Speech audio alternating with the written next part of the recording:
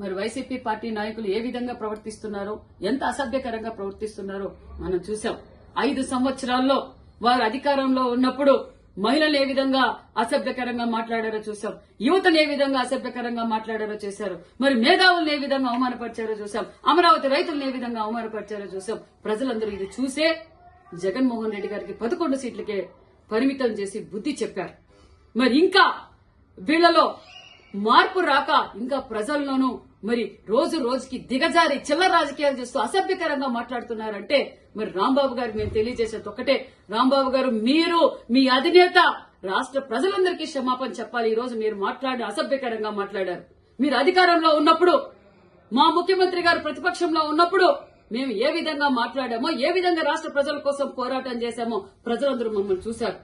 ఈ రోజు మేము అధికారంలోకి వచ్చాం.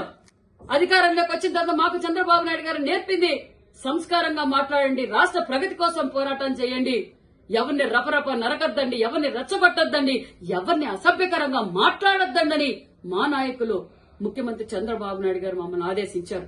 మేము చూస్తూ ఉన్నామనుకుంటున్నారేమో, చట్టం తన పంతం చేస్తుంది.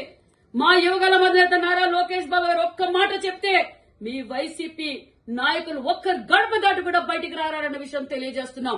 మేము రెచ్చగొట్టకూడదు, మేము దౌర్జన్యాలకు పాల్పడకూడదని మా యువగల అధినేత నారా లోకేష్ బాబు గారు సంస్కారంతో ఈ రోజు రాష్ట్ర ప్రగతి కోసం ఈ రోజు మేము కష్టపడుతుంటే మీరు మా మాన్యశ్రీ ముఖ్యమంత్రి చంద్రబాబు నాయుడు గారిని ఈ విధంగా అసభ్యకరంగా మాట్లాడతారా? సిగ్గుస్తరం ఉందా? మనిషి అయితే నువ్వు మాట్లాడతావా రాంబాబు?